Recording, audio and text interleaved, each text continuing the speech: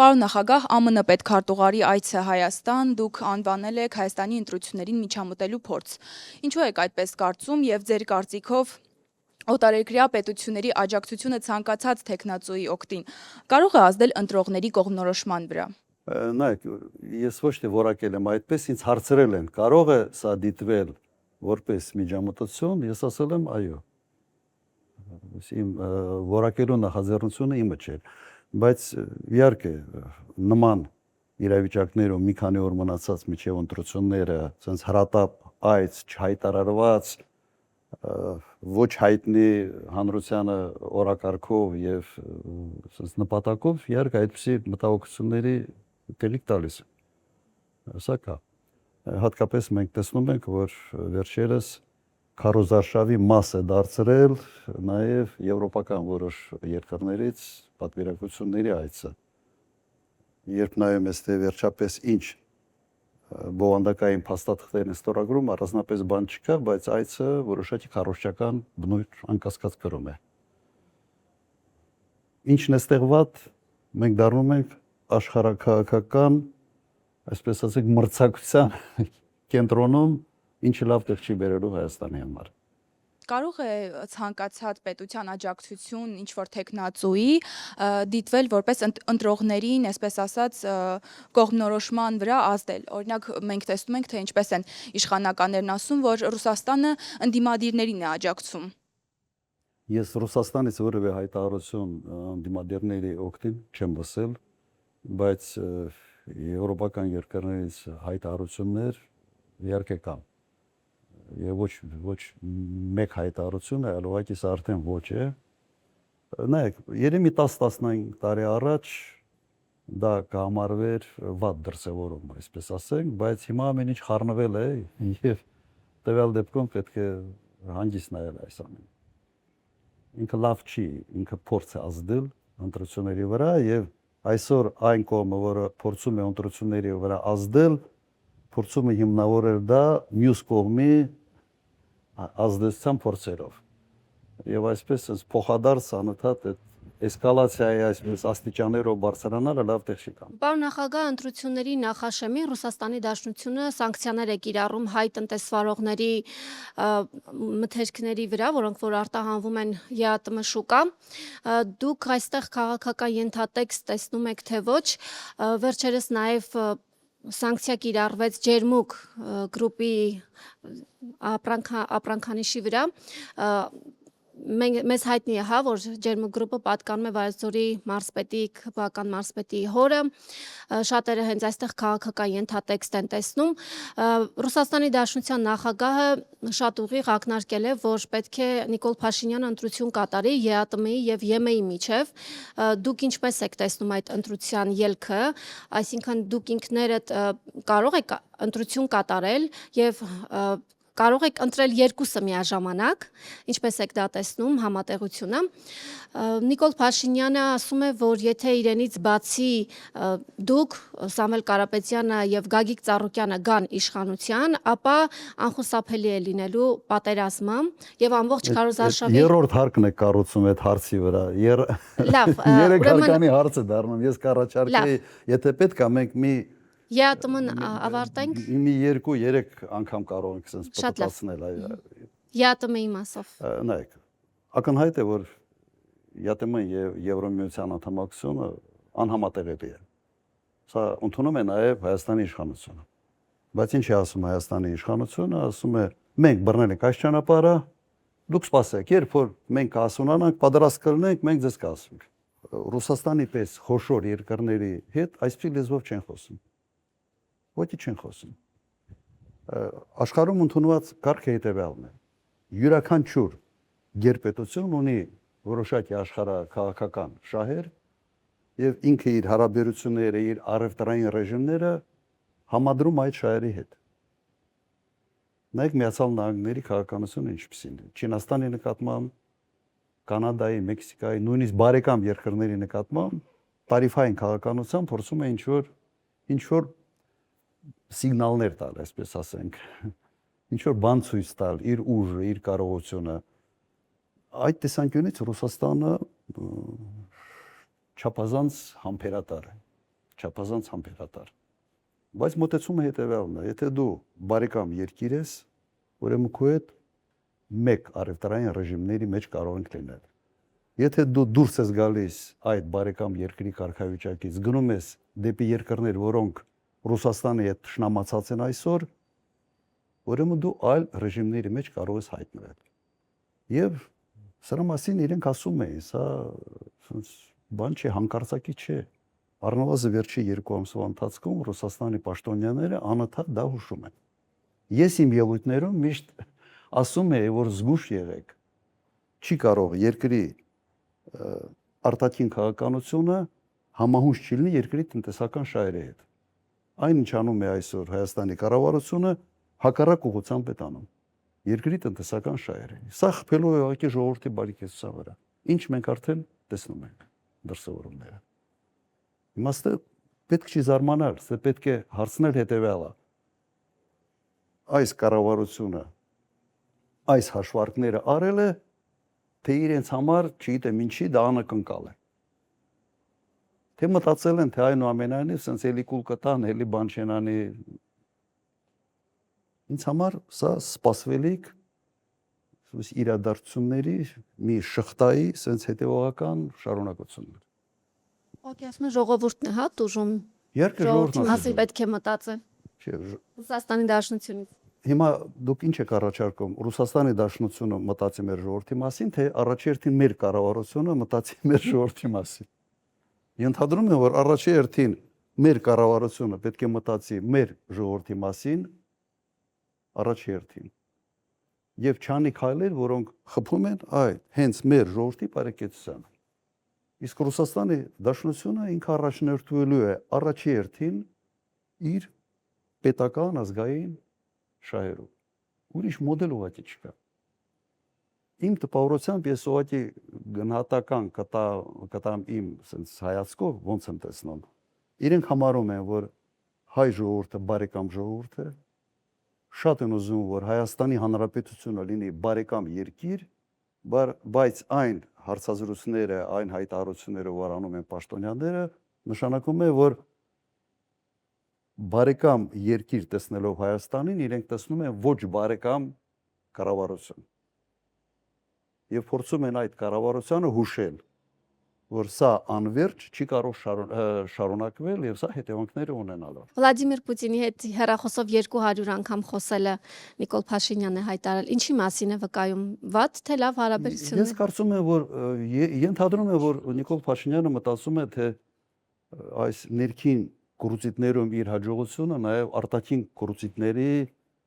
հույս է տալիս։ Ենթադրում եմ սա։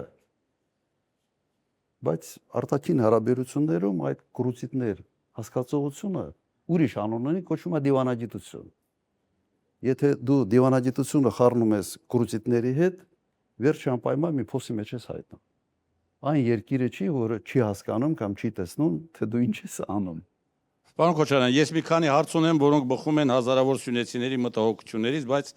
մինչև հարցերս ձեզ ուղղելը կուզենայի տեղեկացնել, որ Սյունիքի բնակչության մի ստվար հատվածը ձեզ հիշում է բացառապես դրականորեն։ Ես մի քանի ուրեմն իրադարձություն եմ ուզում հիշեցնել։ Առաջինը մենք չենք մոռացել, որ ձեր պաշտոնավարման ընթացքում կառուցվեց Կապանը ծավով Մեղրիին կապող այլընտրանքային ճանապարհը, որի կարևորությունը մենք զգացիք հատկապես Արցախյան երրորդ պատերազմի ժամանակ։ Դուք քանիցս այցելել եք եւ այդ ճանապարհի կառուցումը անմիջապես համակարգել եք։ Այնուհետև ձեր պաշտոնավարման ընթացքում Գորիս քաղաքը եւ շրջանի գյուղերի մեծ մասը ապահովեցին հիմնովին, ապահովեցին խմելու ջրով, ընդ որում պատմության մեջ առաջին անգամ։ Այնուհետև ես հիշում եմ, երբ որ 2000-ականների սկզբին մի քանի ամիս, եթե ոչ մեկ տարի, հարկադիր պարապուրտի մեջ էր Ագարակի պղնձամոլեբդինային կոմբինատը եւ ձեր միջամտությամբ լուսահոգի Մաքսիմ Հակոբյանի միջոցով դուք կարողացաք վերականգնել Ագարակի պղնձամոլեբդինային կոմբինատի գործունեությունը եւ մոտ 1000 հանքագործ վերադարձավ հիմնական կայուն աշխատանքի։ Եվ ուզում եմ նաև շեշտեմ, որ հենց ձեր պաշտոնավարման օրոք մեր մարզի բնակչությունը հասավ 160 եւ ավելի հազարի, որը դարձյալ աննախադեպ էր ժողովրդագրական տեսակետից։ Եվ նման մի շարք իրադարձություններ, որոնք մենք սյունեցիներս չենք մոռացել ու չենք էլ մոռանա, որտեղ դրանք իսկապես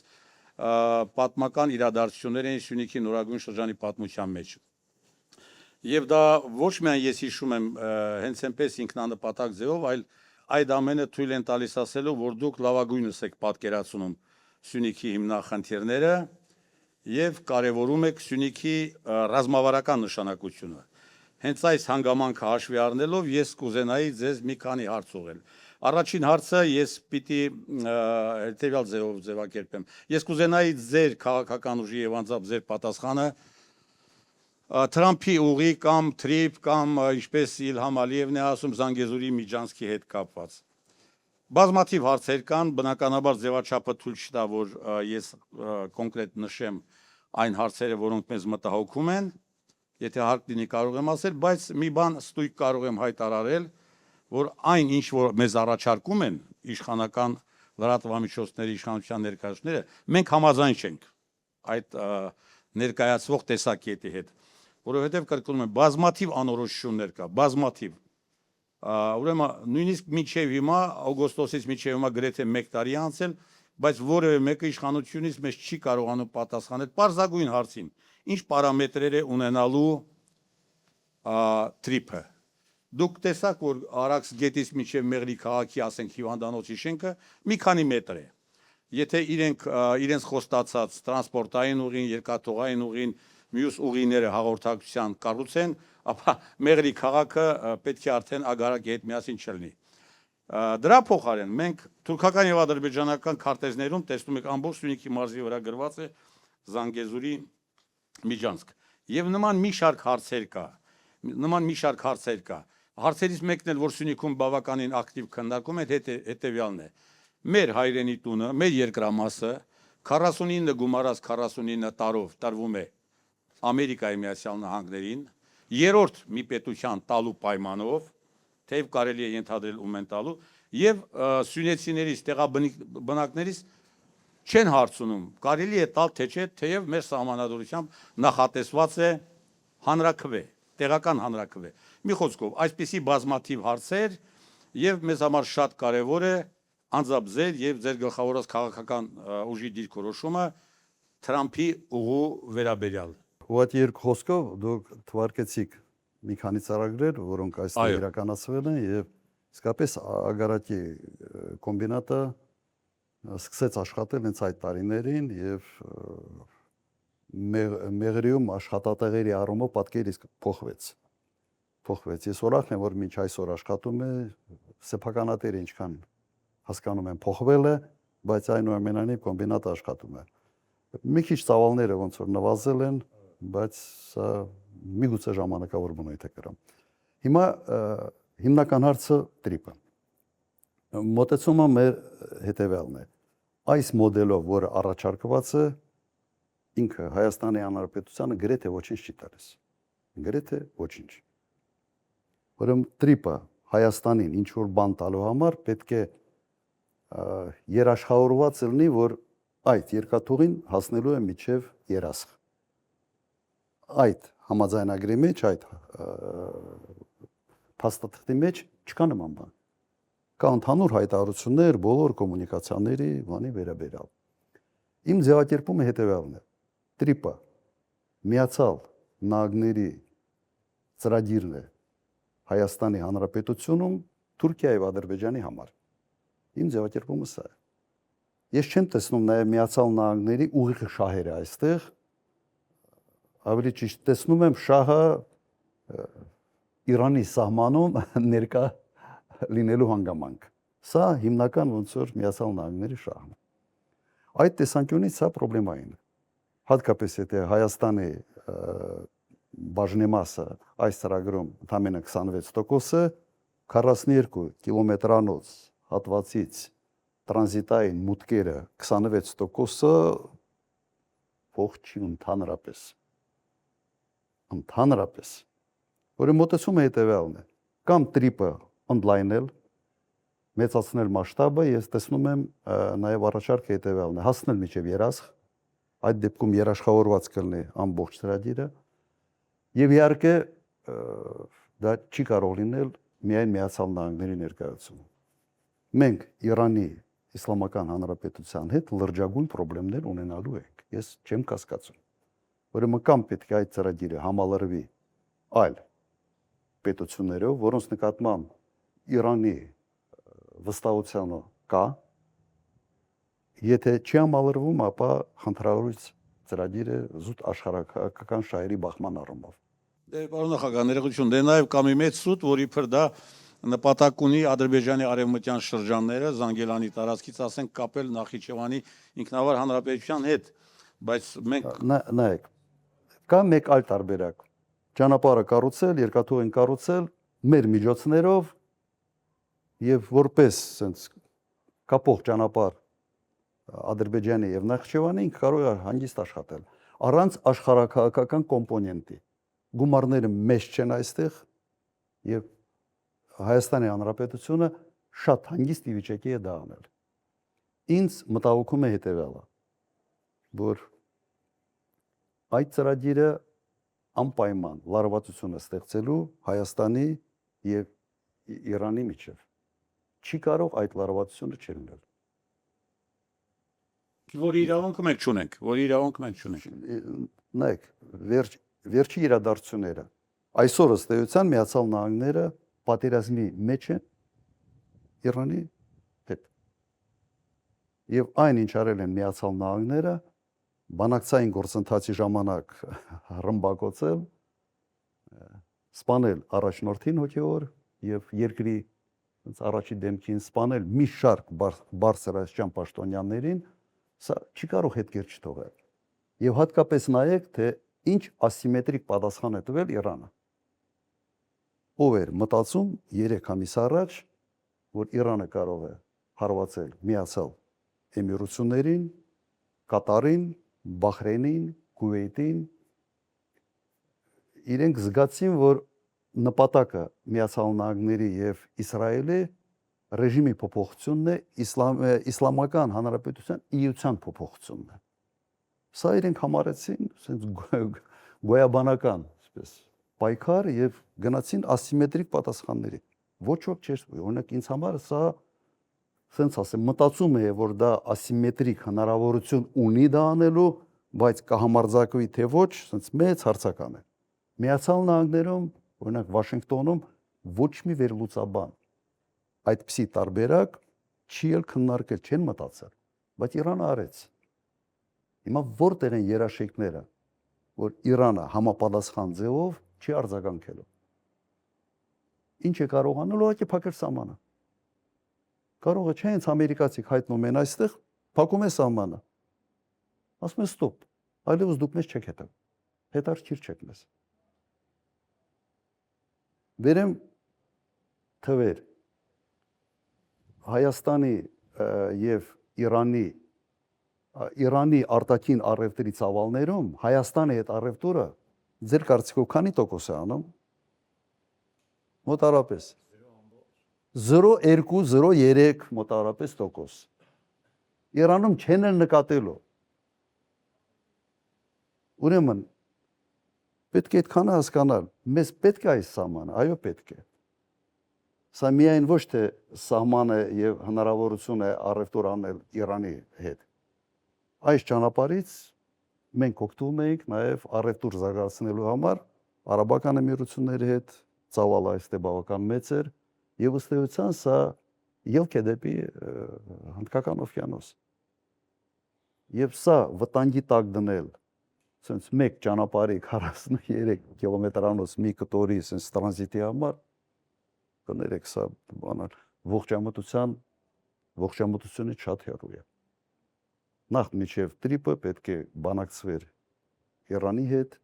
պետք է հասկանալ իրենց մտահոգությունները եւ ինչ կարգի հետևանքներ սա կարող են ունենալ։ Այսօր ղեկավարությունը Իրանում փոխված է ես տեսնում եմ, որ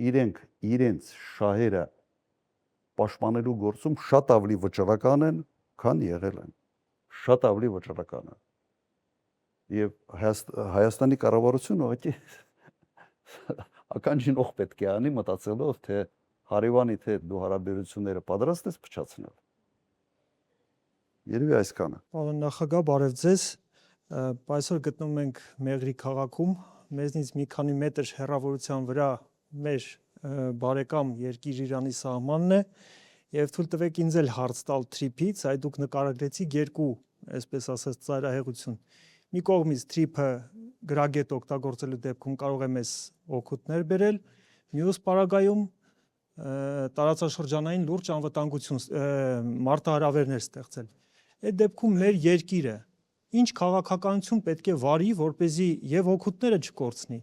եւ վնասները, եթե հնարավոր է, նվազագույնին հասցնի։ Հիմա առաջերտին գնահատել ինչ ռիսկեր այստեղ կան։ Տարանջատել այդ ռիսկերը, ձևակերպել այդ ռիսկը եւ հետո տալ երկրորդ հարցը։ Այս ռիսկի չեզոքացման ճանապարհը ո՞րն է։ Շատ པարզ տրամաբանական շղթա է, որը յուրաքանչյուր երկրի ղեկավար կամ արտգործնախարարը, որը պետք է կիրառի իր ամեն քայլի ժամանակ։ Կրկնեմ, ինչ ռիսկեր այստեղ կան եւ եթե կան, ինչպես է հնարավոր այդ ռիսկերը չեզոքացնել։ Ռիսկերը կան, մենք խոսացինք այդ ռիսկերի մասին, չեզոքացնելու ճանապարհը եւ ես նկարագրեցի, թե ո՞րն է։ Իրանի կողմին կոնկրետ քայլերով համոզել, որ սա չի ուղղված իրենց դեմ։ Ոչ թե հեռախոսով զանգել կամ գնալ ինչ որ մի հայցով ասել բաշուստա լավ անելու ամեն ինչ եւ այլ եւ այլ։ Չի անցնելու սա։ Սա չի անցնելու։ Կոնկրետ քայլը հետեւյալն է։ Միացյալ Նահանգները, եթե դա տրիպ է կոչվում, Միացյալ Նահանգները մենակ չպետք է լինեն։ Պետք է լինի նաեւ երկիր, որի նկատմամբ Իրանը ունի լիարժեք վստահություն։ Տարբերակ 1 ռիսկի չեզոքացման։ Տարբերակ 2 ճանապարհը մենք ենք կառուցում, ռիսկեր չենք առաջացնում, որի չեզոքացման համար պետք է մտածենք։ Սա Իրանի հետ այդ հատվածում։ Բայց տրիպ ունի մյուս կոմպոնենտը։ Պատկերացրեք, տրիպը սկսում է աշխատել Ղարսից երկաթուղի Թուրքիան երկաթուղի է կառուցում, միանում են եւ տարիներ անց ռիսկերը գալիս է Իրանի հետ հարաբերություններում, բայց երասիգիծը տենց էլ չի աշխատում։ Հետո ուրեմն մենք պետք է տեսնենք ինչպես ենք մենք կարող երաշխավորել մեր շահերի ներգրավում այդ ծրագրի մեջ։ Այսօր որևէ կերպ դա երաշխավորված չի։ Որևէ կերպ։ Ուրեմն երկու մասի ես բաժանեցի։ Մեկը ռիսկերի չեզոքացում, առաջարկը տվեցի, մյուսը իսկ մենք այստեղ որտեղ ենք։ Մենք այս գործում կանք,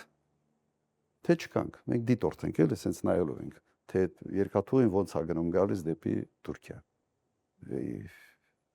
Գնացքները։ Երևի այսքանը։ Նախագահ, այդ դեպքում թույլ տվեք մեկ ճշտող հարցել թրիփի մասով, այ գոլեգան ճիշտ նշեց, այդ ճանապարհը ամենատարբեր անվանումներն է ստացել, սկսած Զանգեզուրի միջանցքից մինչև թրիփի ճանապարհ։ Ի վերջո սա ինչ է, հա, եւ ով է սրա հիմնական, այսպես ասած, շահառուն, շահ ստացողը։ Գուցե այստեղ է հարցերի հիմնական հարցը։ Դրա համար ես սկզբից տվեցի ձևակերպում։ Սա Միացյալ Նահանգների ծրագիր է Հայաստանի տարածքում Թուրքիա եւ Ադրբեջանի համար։ Սա այն ձևակերպումն է, որը ամբողջությամբ ասես նկարագրում է, թե սա ինչ ծրագիր է։ Հաստատ մեզ համար չեն դա անում։ Հաստատ։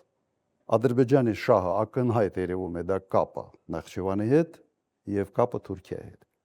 Հիմա Միջանցք է թե Միջանցք չի։ Ադրբեջանը բոլոր այսպես հայտարարություններում ամենից բարձր մակարդակով խոսում են Միջանցքի մասին։ Հայաստանը ասում է թե չէ, Միջանցք չէ։ Մինչ այսօր մեր փորձը ցույց է տալիս, որ սովորաբար ինչ ասում է Ադրբեջանը, ավելի ճիշտ է դուրս գալիս, քան ինչ ասում է Նիկոլ Փաշինյանը։ եւ երբ սկսում են back office, front office տեսնելու հայ մաքսավորի չի տեսնելու, սա արդեն նշանակում է, որ այստեղ խնդիր կա։ Եվ այդ խնդիրը փորձում են ասենց կամուֆլաժի տակ ինչ որ թաքցնել հայ հասարակությունից։ Նպատակը սա, ես չեմ կասկածում, որ սա ունենալու է միջանցքի տրամաբանություն։ Կարող է ձևական ինչ որ բաներ ալինելու, որը կարող են թմքարել այսպես այս կառավարությունը, որ սա միջանցք չի, սա սուվերեն, ինքնիշխան բառը երևի ամենից շատն է օգտագործում այսօրվա իշխանությունը, բայց ամենից շատ մեծ հարվածներն է հասցնել հենց ինքնիշխանությանը։ Սա է իմ պատկերացմամբ։ Եվ ամենից հետաքրքիրը գիտեք ինչն է, որ փորձել չի արվել վարչապետի կողմից Հայաստանի շահը ներգրավվել այս ծրագրի մեջ, չեն էլ փորձել։ Այսինքն ոնց որ են հրամանը որ կա է կնադի են որ ասում են ասենց։ Այդ տուզիկության այդ բանը ուղղակի ապշեցուցիչ է ինձ համար։ Գառնիկ Զաքարյան, Երկիր մեդիա։ Պարոն նախագահ, Ռուսաստանի Դաշնության նախագահ Վլադիմիր Պուտինը խոսում է Հայաստանի հետ ապահարզանի մասին։ Դուք որպես Ռուսաստանի Դաշնության նախագահի հետ 1 տասնամյակից ավելի շփման փորձ ունեցող մարդ, ինչ կարող եք ասել, ինչ է նշանակում ապահարզան։ Նայեք, Ռուսաստանի նախագահը երևի նկատել եք, որ շատ համբերատար է եւ միշտ փորձում է ավելի մեղմ, հնարավորինս մեղմ ձևակերպումներ տալ։ Բայց նաեւ ամբողջ sense պատմությունը եւ իր գործունեությունը թույլ է տալիս, որ գնահատել հետեւյալ կերպ, որ գալիս է մի պահ, որ վերջը այդ համբերության բաժակը լցվում է եւ ինքը անձամբ եւ երկիրը պատրաստ է լինում շատ կտրուկ քայլերի։ Նայեք Ուկրաինայի հետ ինչ եղավ։ Մինչ այդ համբերատար փորձում էին, ես ներկայ եմ եղել,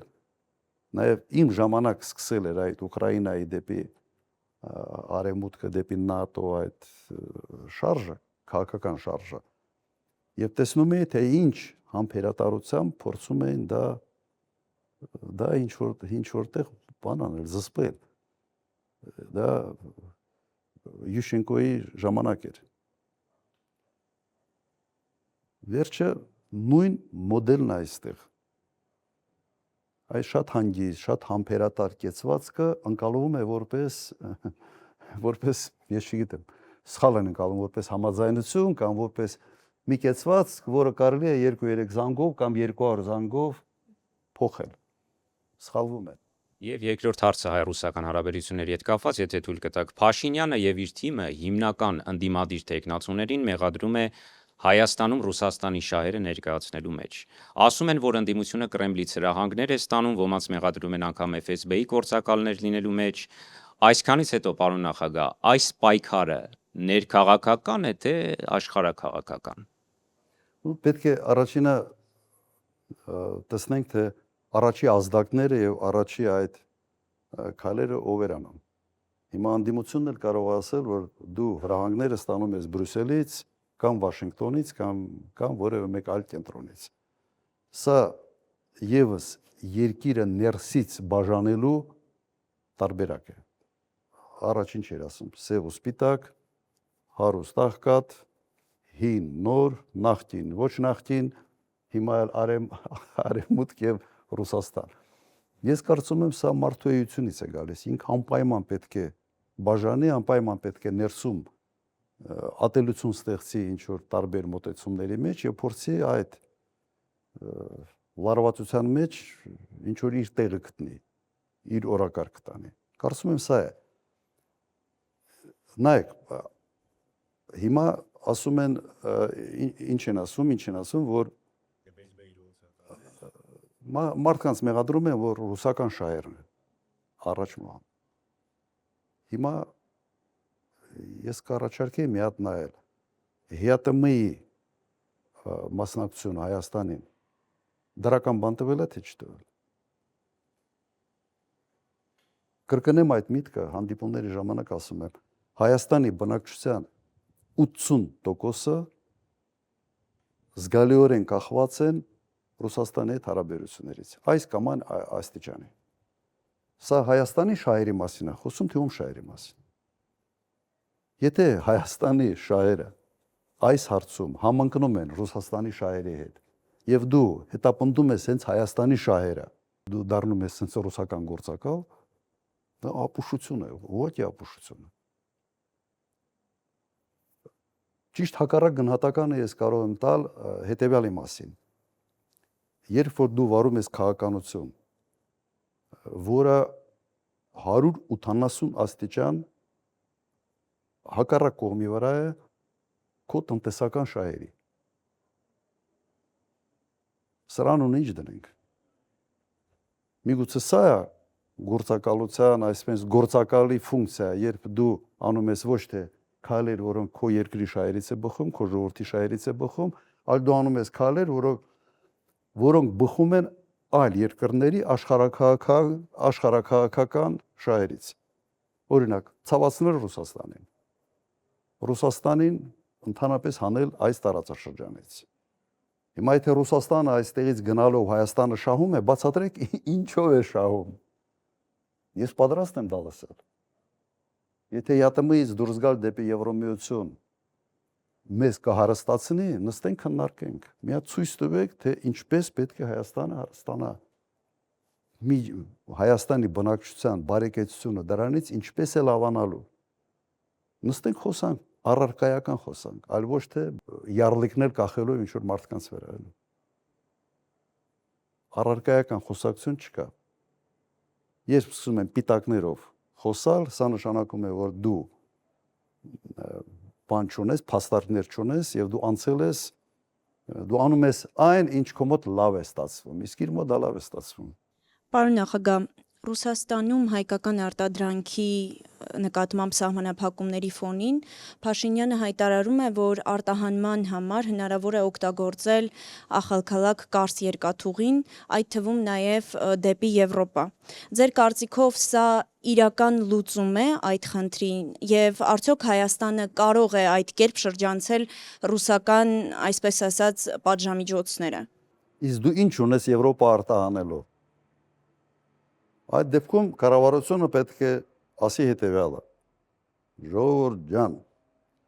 մենք այս դժվարությունները տեսնելով պայմանավորվել ենք Եվրոմիության հետ, որ մեր ամբողջ գյուղարտադրանքը կարտահանվի Եվրոմիություն։ Ասում են դա։ Ոչ։ Հիմա 98% գյուղ արտադրանքի արտահանվում է Ռուսաստան։ Արտահանվող ծավալ է։ Ավելի քան 90% գինիների եւ ալկոհոլի արտահանվում է Ռուսաստան։ Բացեք Եվրոպայի դուռը, ցույց տվեք այդ կոմունիկացիաների հնարավորությունը, որ մենք հասկանանք։ Բացի դատարկ խոսակցությունից, տակը, առարկայական բան ունեք թե չունեք։ Չեմ ասում։ Այդ ճանապարհի հետ կապված ինձ մի քիչ զարմացնեց այն հանգամանքը, որ նույնիսկ քարտեզով ցույց են տալիս այդ ճանապարհը։ Ուրեմն Հայաստանից միջև Ղարս մոտ 150 կիլոմետր է, սենց գնում են Թիֆլիսով պտտացնում, բան 600-700 կիլոմետր ավելացնում են եւ սա ասում են որպես սենց մեծ ձեռքբերում։ Քանի տարի է, ինչքան ժամանակ է խոսում են Հայաստան-Թուրքիա երկաթուղու բացման մասին։ Ինչ եղավ այդ երկաթուղու բացումը։ Խիեք Թիֆլիսով գնում Ղարս, ախալքալակով։ Եվս բացատրությունը չկա։ Ուրեմն երկու հանգամանք։ Առաջինը լավ է թե վատ է, երբ այդ հնարավորությունը բացվել է լավ է։ Ես չեմ ասում, որ վատ է, շատ լավ է։ Ավելի լավ կլինի, որ նաև ուղիղ երկաթուղային կապը բացվի Թուրքիայի հետ։ Ավելի լավ կլինի, ես կողջունեմ միայն։ Ուղղակի այստեղ պետք է լինելու հասկանալը, որ մեր գյուղատնտեսությունը պետք է պաշտպանվի, հակառակ դեպքում մեծ խնդիր ենք ունենալու, եւ երկրորդը այդ որ բացվեց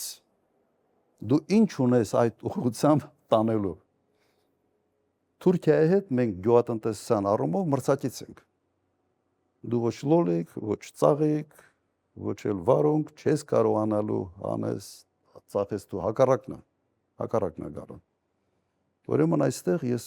ողջամտության բան չեմ տեսնում, նշուրել չեմ տեսնում։ Ավելի շատ քարոզչական, այսպես ասենք, քարտեզ հարապարակելու միջոց էր։ Ոնց որ տրիպա։ Պարոն նախագահ, ձեր պատասխաններից երկու հստակեցում, նախ թրիքփի հետ կապված, դուք ասում եք պետք է մի այնպիսի երկիր լինի, որ նաև ընդունելի լինի Իրանի համար։ Ճիշտ եմ հասկացել ձեր խոսքից։ Իշխանությունն ասում է, դուք ինչպես եք պատկերացնում հայ-ամերիկյան համաձայնագրում, հարաբերություններում երրորդ երկրին այդ ամեն ինչի մեջ մտցնելը։ Հիմա ինչպես է դա հնարավոր, երբ որ դուք ասում եք երրորդ երկիր կարող է դրա մաս դառնալ։ Նայեք, իսկ Միսկի խմբի ֆորմատը ավելի քան 25-26 տարի աշխատեց, այդ ինչպես էր հնարավոր։ Լավ, Ռուսաստանը, Չիչինաստանը կարող է լինել։ Երբ Միացյալ Նահանգները Ռուսաստանի հետ քննարկում են համատեղ Արկտիկայի հետ կապված հարցեր, թե ինչպես են կարող Արկտիկայի ռեսուրսները համատեղ ուղղակի ոչ միայն ուսումնասիրել, այլ նաև շահգործել։ Ո՞նց են անում։ Միացյալ Նահանգները, այսինքն կհամաձայնվի։ Բանակցելու հարց է։ Դու փորձել ես դա անել։ Իհարկե չես փորձել։ Հիմա յուրաքանչյուր երկրի համար դու եթե կա հավանականություն լավ ծրագիր իրականացնելու, նույնիսկ այդ հավանականությունը, չեմ ասում 90%-անոց, նույնիսկ 10%-անոց հավանականությունը դու փորձել ես կյանքի կոչել, թե չես փորձել։ Չեն էլ փորձում։ Դուք ինչի եք որոշում են գլխից, որ դա հնարավոր չի։ Եթե ու այսպես ասեմ, այդ բանակցությունում անպայման պետք է Իրանի հետ միշտ խորհրդակցել։ Օրինակ հասկանալ, նման ֆորմատը իրենց համար ընդունելի կլինի, թե ոչ։ Դրա համար դիվանագիտություն կա գոյություն ունի։ Եթե դու դիվանագիտությունից գաղափար չունես եւ դու ուղղակի քեզ հրահանգում են, դու անում ես, դա արդեն դիվանագիտություն չի։ Եվ իդեպ դիվանագիտությունը նրա համար չի միայն որ բարեկամների հետ խոսես։ Բարեկամների հետ կարաս խոսալ նաեւ առանց դիվանագիտության, ուղիղ։ Դիվանագիտությունը առաջի հերթին նրա համար է, որ խոսաս այն երկրների հետ, որոնց հետ դու ունես խնդիրներ։ Առաջի հերթին։ Իհարկե ես տեսնում եմ դրա հնարավորությունը։ Մի քիչ դժվարացել է այն հանգամանքը, որ այն գլխից պետք է դա փորձի Իրանեիր, բայց դու կարող ես նստել Միացյալ Նահանգներիդ եւ ասել հետեւյալը. նայեք, ինչ եղավ Միացյալ Էմիրությունների հետ։ Ով էր մտածում, որ կարող է այսպիսի հետևանք լինի։ Կարող ես չնստել եւ առարկայական։ Ու դա 15-20 տարվա պատմություն չի, դա մեկ ամսվա պատմություն է, հիշողությունը թարմ է բոլորի մոտ։ Ռազմական բազան այդ արաբական երկրներում եւ այդ ռազմական բազայի ներկայության պատճառով այդ երկրները հարված ստացան Իրանից։ Հիմա դու կարող ես ասել, այս ռիսկերը գոյացել են նրանից հետո, երբ մենք ստորագրել ենք ձեր հետ այդ պայմանագիրը տրիպի վերաբերյալ։ Մենք փոքր երկիր ենք, հարևան երկիր ենք։ Մենք առաջարկում ենք այդ ռիսկերը նվազեցնելու համար անել հետևյալ քայլերը։ Ողջամիտ է։ Այսպես ասենք, նոր հանգամանքներ ի հայտ եկան, որոնք ցույց են տալիս, որ ռիսկերը իրատեսական են։ Պետք է սա անել։ Հայր ուզում։ Պետք է չէ երևի։ Հա, չպետք է բանակցել։ Եվ իսկապես կան նոր ի հայտ եկած հանգամանքներ, եւ դու այդ հանգամանքներից ելնելով կարող ես կամ ընդհանրապես ծրագիրը մերժել, ես ասում եմ չմերժենք։ Ես ասում եմ այդ նոր հանգամանքները, ռիսկերը հաշվի առնելով ծրագիրը բարելավենք, ավելի քիչ ռիսկային դարձնենք Հայաստանի Հանրապետության համար։ Նորմալ է, իհարկե նորմալ է։ Աննորմալ է դա չանելը։ Եվ ԵԱՏՄ-ի հետ կապված խոսեցիք, պարոն նախագահ, ԵԱՏՄ-ի հետ կապված ունենք մի այսպիսի իրավիճակ, երբ Ռուսաստանից արդեն հայտարարում են, որ մայիսի 28-ին Հայաստանի կարգավիճակն է ԵԱՏՄ-ում որոշվելու։ Ինչ սպասել։ Ինչ կարող է լինել ԵԱՏՄ-ի հետ կապված Հայաստանի անդամակցության, հաշվի առնելով, որ դուք ընթացակարգերին լավ ծանոթ եք, ինչ կարող ենք մենք որպես հանրություն սպասել այս իրավիճակում։ Ինչ է ասում Հայաստանի իշխանությունը։ ասում են մենք ԵԱՏՄ-ի անդամ ենք, չկա կանոնակարգ, թե ԵԱՏՄ-ից ոնց են հեռացնում, սա ինչ է ասում։ Դրան գումարված Նիկոլ Փաշինյանը ասում է հետևյալը. ես շատ լավ մեծ ազդեցություն ունեմ ԵԱՏՄ-ի երկրների վրա։ Ինչ ազդեցության մասին է խոսքը։ ԵԱՏՄ-ի sense առանցքային երկիրը Ռուսաստանն է, մենք տեսնում ենք ձեր հարաբերությունները։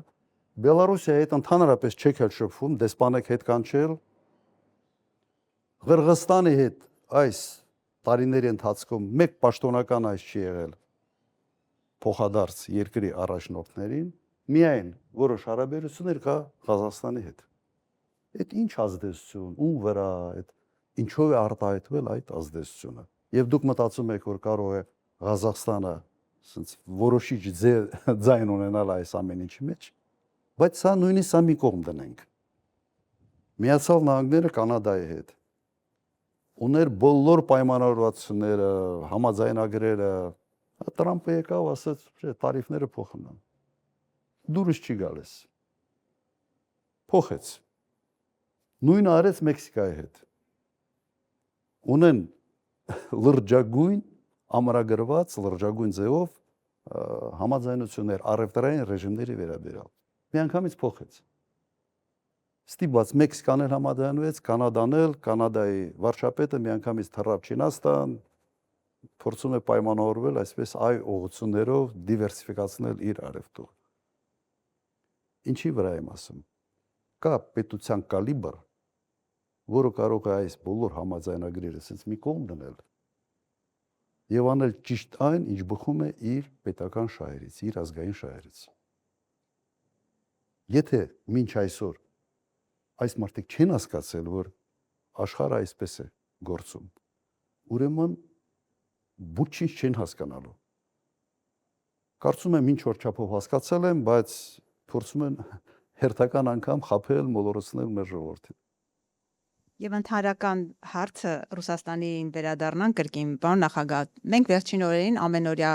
ռեժիմով տեսնում ենք կոշտ հայտարարություններ Ռուսաստանի տարբեր պաշտոնյաների կողմից։ Հայաստանի իշխանության ներկայացուցիչները շատ մեղմ են։ Ասում են ոչ մի բան չենք անելու Ռուսաստանի դեմ, ոչ մի կռիվ չենք տալու։ Նիկոլ Փաշինյանն ասում է, տեսեք ինչ մասշտաբների գերտերություն է Ռուսաստանը, մենք ինչ կարող ենք անել։ Այդ դեպքում Ռուսաստանը ինչ կասկածներ է տեսնում Հայաստանի հետ կապված, այսինքն ինչ խնդիր է տեսնում, եթե այստեղից չի գնում փոխադարձ նույն կոշտությունը, ինչ կասկածներ ունի Ռուսաստանը Հայաստանի հետ կապված, կներեք հարցս ավարտեմ, եւ այն հիշեցումը Ռուսաստանի կողմից, երբ որ պաշտոնյաները Ուկրաինայի տարբերակն են խոսում, միջև ուր կարող է Ռուսաստանը, ինչքան հեռու կարող է գնալ Ռուսաստանը։ Նայեք, սա հայտարարությունների բախում չի։ Ես կցանկանայի, սա մենք ճիշտ գնահատել, թե ինչ է կատարվում։ Հայտարարությունները Ռուսաստանից դա հետևանք են կոնկրետ քաղաքական քայլերի։ Հետևանք են։ Հայտարարություններով ասում են խելքդ հավաքի։ Թե չէ կարող է լինել այս քայլերը կարող են լինել։ Առաջինը Եվրոմիության անդամակցելու վերաբերյալ օրենք։ Մեկ նախադասություններ ոչ մի բովանդակային հարց, բայց Ռուսաստանի ընկալումը հետևյալն է։ Եվրոմիությունը այսօր թշնամացած է Ռուսաստանի հետ։ Դու որոշում ես կայացրել, որ դու գնում ես դեպի Եվրոմիություն, մի միավոր, որը թշնամացած է Ռուսաստանի հետ։ Սա պետք է անհանգստություն առաջացնի Ռուսաստանում, թե ոչ։ Երբ է պետք է։ Օրենք ընդունող ով է եղել Հայաստանի Հանրապետությունը։ Այն բանը մեծ այդ ժողով, որը եղավ Հայաստանում եւ Զելենսկու հրավերը։ Սա Ռուսաստանը պետք է նորմալ ընդուներ։ Զելենսկու հայտարարությունը սա նորմալ պետք է ընդունել։ Բայց դու անում ես քայլեր ակնհայտ թշնամական քայլերից հետո մի երկու հարցազրույց ես տալիս։ Մենք չենք բանանելու, ամեն ինչ լավ է եւ այլ 200 հեռախոսազանգ աղբերություն, ընկերություն։ Դա աշխարհակահաղական կրուցիտ է։ Ուղղակի աշխարհակահաղական հարցերում կրուցիտները չեն անցնում։ Այդքան բան։ Կրկնեմ, սա հայտարարությունների սենց բան չէր, էլի բախում չի։ Սա կոնկրետ քաղաքական գծի նկատմամբ Ռուսաստանում արդեն ձևավորված քաղաքականության արտահայտությունն է։ Եվ ես համարում եմ, որ Հայաստանի կողմից դա անպատասխանատու քայլ էր։ Նիկոլ Փաշինյանը սովորել է, որ կարող է ինչ-որ քայլեր անի, հետո գնա մեղմի, ինչ-որ ձևի տակից դուրս գա։ Ընկերներ ենք, դες մրցակից է հայտնվել, Պուտինի ընկերն է Փաշինյանը, պարոն Քոչարյան։ Դե հիմա ինչ ասեմ։ Ինչ ասեմ, Տրամպի ընկերն է, Պուտինի ընկերն է, Զելենսկու ընկերն է, Տիխանովսկու ընկերն է։ Բոլորի ընկերն է։ Հիմա ես չգիտեմ, օրինակ կենցաղում հնարավոր է ընկեր լինել ակնհայտ թշնամիների եւ մյուսի հետ եւ մյուս։ Կարաս միջնորդ լինես, դա ուրիշ հարց է։ Բայց դու չես կարող ընկեր լինել բոլորի հետ։ Հիմա սա իսկապես խնդիր է, սա առաջինը Ռուսաստանում սա անցալում է որպես անհարգալից վերաբերմունք այդ մասշտաբի երկրի նկատմամբ, որտեղ Ռուսաստանի ընկալումը ինքնանկալումը Ռուսաստանում ուրիշ է, իրենք իսկապես գերպետություն են։ Այսօր կա Միացյալ Նահանգներ, Չինաստան, որոնք արդեն հավասար են, որոշ հարցերում Չինաստանը անցել է, եւ երրորդ տեղը Ռուսաստանն է։ Դու չես կարող այդպես վարվել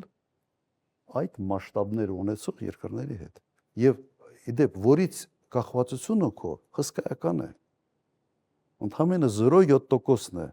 Ռուսաստանի արտաքին առևտրում քո առևտրի ծավալները։ Եվ այդ կախվածությունը ունենալով այսպիսի անհարգալից վերաբերմունք դրսևորել այդ երկրի նկատմամբ,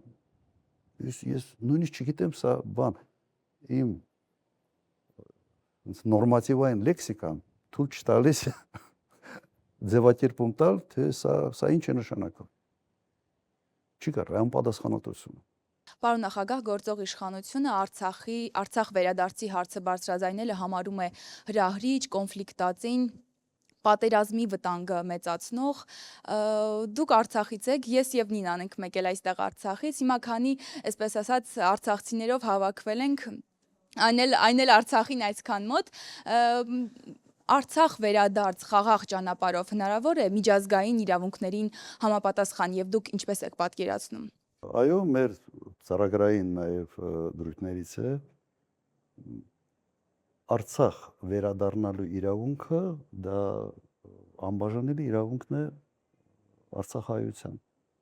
Եվ ես չեմ համարում, որ սա կոնֆլիկտացին է։ Նույնպես կոնֆլիկտացին չի ցեղասպանության հարցի հետամուտ լինելը ցեղասպանության հարցի ճանաչմանը։ Ուրեմն սա նաև վերջ կա միջազգային դատարանի որոշում կան Եվրո դատարանի հայտարարությունները այդ հարցի վերաբերյալ։ Չեմ կարծում, որ դա կոնֆլիկտացին է, հակառակը դա բանակցային գործընթացում որոշակի դիրքերի ամրացում է Հայաստանի կողմից։ Այո, հնարավոր է։ Այս պահին ռեալ է թե ոչ, երևի ռեալ չի այս պահին։ Խոսքը պետք է գնա երաշխավորված վերադարձի մասին։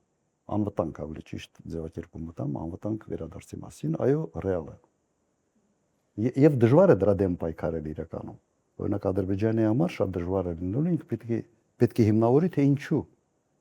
Եվ քաղաքացիական պայմանագիրն իր նախընտրական ծրագրում քայլ առ քայլ պատկերավոր նկարագրել է, թե ինչպես է իր ընտրվելուց հետո փոխելու հայ առաքելական եկեղեցու կաթողիկոսին, տեղապահ նշանակելու։ Բայց մենք տեսնում ենք, որ այս նախընտրական շրջանում քարոզարշավի ժամանակ ոչ մի բառ դրա մասին, կաթողիկոսին փոխելու մասին Փաշինյանը չի խոսում։ Ինչու ձեր կարծիքով։ Այդ հարցի պատասխանը ես իրականում չունեմ։ Ենթադրության մակարդակի վրա կարող եմ ասել հետևյալը։ Հասկացել եմ, որ դա զուտ նախընտրական տեսանկյունից շահավետ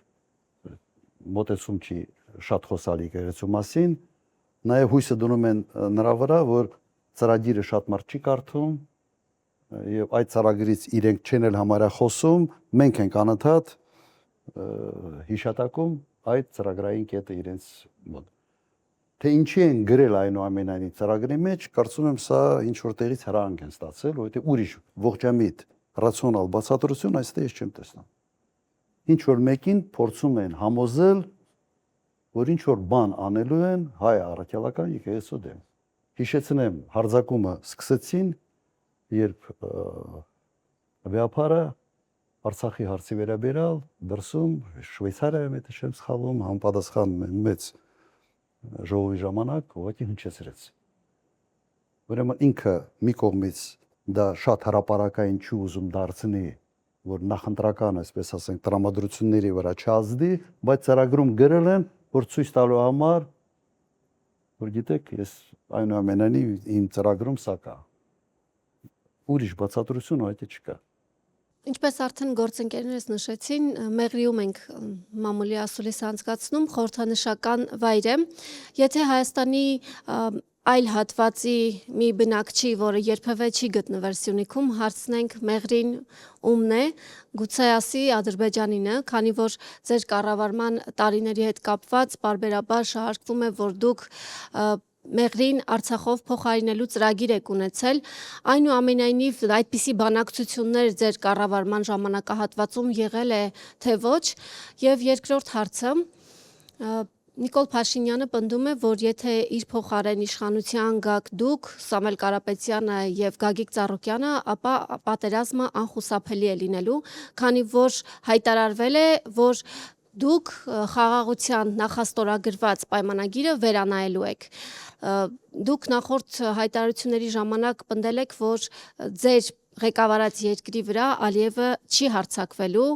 հղում անելով նախորդած տարիները ձեր կառավարման, որ պատերազմ երբևէ կամ ռազմական էսկալացիա երբևէ չի եղել։ Հիմա եւս պնդում եք, որ ձեր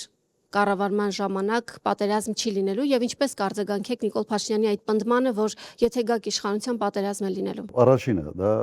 Մեղրի հարց։ Ես հիշեցնեմ, որ կառավարությունը կոնկրետ վարչապետը հրապարակեց բանակցային գործընթացի բոլոր փաստաթղթերը բացի Կիևեստի։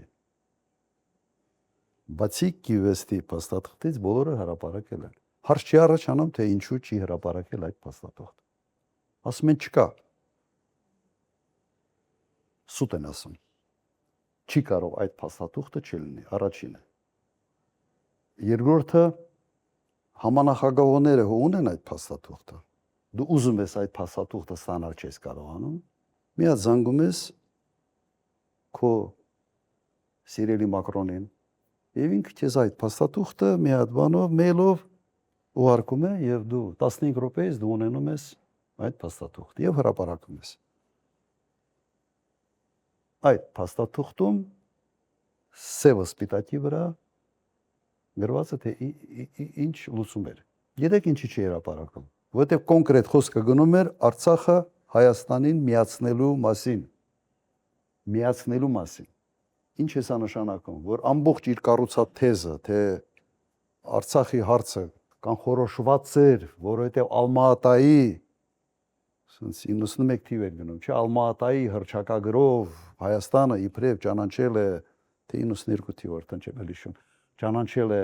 Ադրբեջանի տարածքային ամբողջականությունը, կոնկրետ այդ փաստաթղթում, որը մենք ստացել ենք Մինսկի խմբի անունից, նախաձեռնողը եղել է Միացյալ Նահանգները, սև ու սպիտակի վրա գրած է, որ Արցախը միացվում է Հայաստանին։ Ըստ իր թեզը, որը ինքը առաջ էր բրդում անընդհատ այդ բանի մասին, այդ Ալմատայի մասին, ամբողջությամբ ձախողում է։ Այդ դրա պատճառով ինքը հենց այդ փաստաթուղթը չի հրապարակել։ Եվ այստեղ գրած է, խոսքը գնում էր սուվերեն ճանապարհի մասին։ Ղարաբաղը միանում է Հայաստանին, Լաչինի միջանցքով, որի կարգավիճակը նույնն է դառնում, ոնց որ Հայաստանի տարածք է դառնում, դիմացը ստանում են սուվերեն ճանապարհի իրավունք։ Սա էր։ Մեղրի մասին ընդհանրապես խոսք չկար, այդ ճանապարհն էլ հիմնականում էստակադա թունել, այդ տարբերակով պիտի անցներ, որտեղ ասենց հնարավոր էր։ Ուրիշ բան այստեղ չկա։ Եվ լավագույն պատասխանը այդ փաստաթղթերի հրապարակումն է։ Ես խոստանում եմ ընտրություններից հետո անմիջապես այդ փաստաթուղթը ամբողջ ծավալով հրապարակվի։ Հիմա երկրորդի վերաբերյալ, սա ես չեմ հիշում որևէ դեպք, երբ ով պիտի ստորագրի այդ փաստաթուղթը իրենց ներկայությամբ նախաստորագրվում է փաստաթուղթ։ Ինչ է նշանակում նախաստորագրել։ Որ տեխնիկական թիմերը աշխատում են, տեխնիկական թիմերը գալիս են համաձայնության, օրինակ արտգործնախարարության բաժնի վարիչները գալիս են համաձայնության գալից հետո նախաստորագրում են եւ պատրաստում են իրենց ղեկավարների ստորագրության, արդեն պաշտոնական ստորագրության։ Հիմա եւ Նիկոլ Փաշինյանն երընդ է եւ Իլհամ Ալիևն երընդ է։ Երկուսն կողմից են։ Իրենց ներկայությամբ նախաստորագրվում է։ Եթե ամեն ինչ օքեյ է, այն գլխից նստեք ստորագրեք։ Չեն ստորագրել։ Պատճառը չեք մտածում ինչն է պատճառը։ Ինձ համար հասկանալի է պատճառը։ Դեռ պահանջներ կա դնելու սահմանադրական բարեփոխումներ, հռչակագրի հղումը պետք է հանվի եւ այլ եւ Իլհամ Ալիևի մոտեցումը սա է։ Եվ ինքը կարողացել է մինչ այդ հանդիպումը ուղղակի առաջ մղել իրենց շահերից բխող ստորագրման տարբերակը։ Ինչ ենք ասում մենք։ Ասում ենք լավ, ինձ դուր չի գալիս այդ հայտարարությունը։ Բայց ինչ որ փաստ է կայացել է, լարվածություն չստեղծելու համար մենք ասում ենք հետևյալը։ Խաղաղությունը չի կարող չլինի երաշխավորված, եթե մենք ուզում ենք այդ խաղաղությունը լինի հարատևելի։ Ուրեմն այդ փաստաթուղթը պետք է համալրվի հավելվածներով, որոնք կնշանակեն երաշխավորների կամ երաշխավորված sense համակարգով համալրումը այդ ամեն ինչին։ Ընդհանրապես սրա մասին է խոսքը։ Մենք ասում ենք մեր երաշխավորը Ադրբեջանն է եւ Ադրբեջանի երաշխավորը Հայաստանը։ Իրենց ես մի պահ մտածել եմ, թե դա բան է, ինչ որ մեկը հումոր է արել, հետո պարզվեց, որ դա հումոր չի, դա իսկապես իրենք այդպես է մտածում։ Մեկ անգամ ես արտահայտվել եմ, դա նույնն է, որ Գազայի հատվածում իրենք ասեն, որ իրենց երաշխավորը Իսրայելն է եւ հատկապես Նեթանյահուն։ Հիմա մոդելը սա է։ Եվ սա փաստարկները բավական լուրջ են մեր կողմից, որ շատ հանգիստ կարելի է իսկապես այս հարցը առաջ մղել եւ նույն Միացյալ Նահանգներից հարցնել։ Լավ, դուք ուզում եք, որ այս համաձայնագիրը, այս խաղաղությունը լինի հարատևել է։ Հաստատացելու են ուզում ենք։ Մենք ասելու ենք, այո, մեր կողմից առաջարկը հետևյալն է։ Դուք եղեք երաշխավոր։ Եթե դուք չեք ուզում, միասին քննարկենք, թե ով կարող է լինի այդ խաղաղության ոչ թե վկա, այլ երաշխավոր։ Իհարկե Միացյալ Նահանգների համար հարմար է, երկու հոգի եկել են, համաձայնվել են իրար հետ, թուղթ են ստորագրում, ինչի եմ ես պարտավորության տակ մտնում։ Եվ դու պետք է դիվանագիտական ճանապարհով ջանքեր գործադրես այդ process-ի մեջ ներգրավելու համար հզոր պետություններ։ Առնվազն գոնե գրեին անվտանգության խորհրդի հայտարարություն։ Խախտման դեպքում ինչ հետևանքներ է լինելու։ Ընդհանրապես ոչինչ չկա։ Ոչինչ։ Մենք այդ աստիճանի փոխադարձ վստահության մակարդակ ունենք Ադրբեջանի հետ։ Իհարկե ոչ։ Սա ես չեմ կասկածում, որ հնարավոր է համալրել։ Ես կարող եմ օրինակներ բերել, օրինակ երկարատև աշխատող Դեյտոնյան համաձայնագրերը, Բոսնիա-Հերցեգովինա է։ Կա շատ կոնկրետ երաշխիքային համակարգ ներդրած։ Նույն Միացյալ Նահանգների հովանավորությամբ էր այդ Դեյտոնյան համաձայնագիրը կյանքի կոչվել։ Իրենց օրինակը հենց իրենց արած գործի օրինակը բերում դնում ես, ասում ես այս մոդելը փորձենք դնել հիմքում։ Պիտի ասեն ոչ։ Պարոն նախագահ, 2020 թվականի դեկտեմբերից սկսած Սյունիքի մարզից հազարավոր հեկտարներ հողատարածքներ անցել են Ադրբեջանի տիրապետության ներքո։ Մի մասը մեր թույլտվությամբ կամ նվիրատվությամբ նկատի ունեմ 20 թվականի դեկտեմբերի առաջին օրերին ստորագրված երկկողմ համաձայնությունը, մյուս մասը հայտնի ագրեսիաների պատճառով 21 թվականի մայիսից սկսած։ Եվ երբ մենք հարցնում ենք իշխանության ներկայացուցիչներին, թե 4506 քառակուսի կիլոմետր տարածք ունեցող Սյունիքից որքանն է մնացել Հայաստանի Հանրապետության ինքնիշխանության ներքո, որևէ մեկը մեր հարցին չի պատասխանում։ Եվ մեզ այսօր շատ հետաքրքրում է Սյունիքում, ինչպես եք դուք պատկերացնում Սյունիքի մարզից բռնազավթված հողատարածքների վերադարձման խնդիրը։ Այն տեսակետը, որ հայտնում է իշխանությունը, մենք դարձյալ համաձայն չենք, որտեղ իրենք ասում են սահմանազատման, սահմանագծման արդյունքում։ Եվ այստեղ մեկ ուրիշ ավելի կասկածելի հարց է առաջանում, որովհետև Սյունիքի արևելյան սահմանները վերջին 100 տարում 2 անգամ սահմանազատվել եւ սահմանագծվել են։ Առաջինը 1920-ական թվականներին Զանգեզուրի գավառի եւ Կարմիր Քյուրդիստանի միջև, ընդ որում Զանգեզուրի գավառը ներկայացնում էր մեր մեծ արձակագիր Աքսել Բակունցը որպես գյուղատնտեսության մասնագետ եւ երկրորդ անգամ 1980-ականներին Վլադիմիր Մովսյանի գլխավորությամբ։ Այսինքն 2 անգամ արդեն իսկ սահմանազատված, սահմանագծված մեր արևելյան սահմանների ինչ իմաստ ունի նորից վերստին երրորդ անգամ ճշգրտել։ Այս հարցի վերաբերյալ եւս կուզենայի ձեր վերաբերմունքը, բայց ամենագլխավորը, ինչպես ենք մենք հետ բերելու Սյունիքից բռնազավթված մեր հայրենական տարածքները, խնդրեմ։ Նայեք, առաջինը ինչ պետք է արվի, պետք է իշխանապողությունից հետո պետք է արվի մի հատ աուդիտ։ Այս մարդիկ ինչ են խոստովել։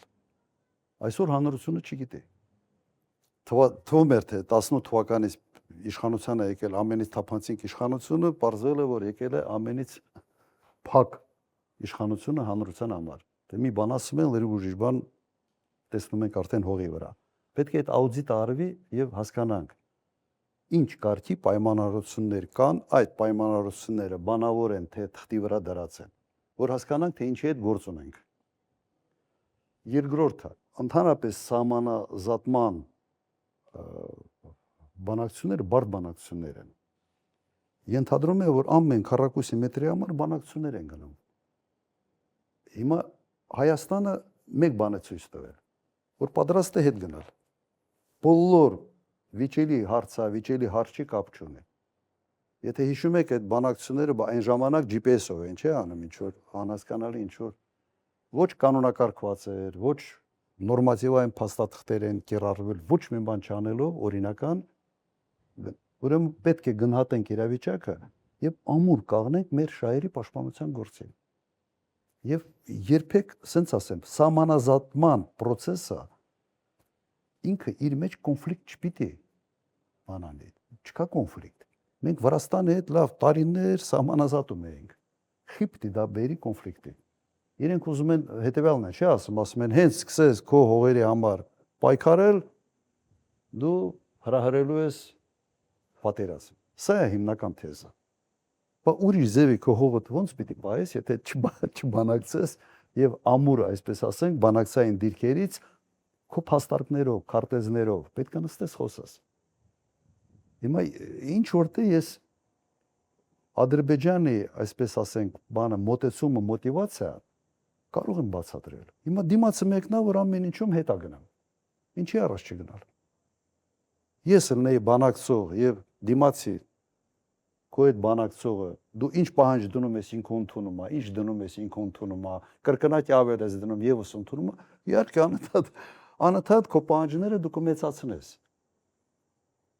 Փաշինյանը այսպես հող հանձնելու էստի համեցեք են, իրեն հողը չի։ Իրեն վերաբերմունքը նաև հողի նկատմամբ մի շատ դիպուկ հայտարարության մեջ արտահայտվեց, էլի, եթե հիշում եք, ինչ ասեց։ Ասեց, այդ սարի համար չենք պայքարելու մի տեղի համար, որտեղ 9 ամիս Սևոջի մասին էր խոսքը։ Հա, 9 ամիս ձունա։ Ես պատկերացնում եմ Ռուսաստանի նախագահ հանկարծ կաղնի, ասի,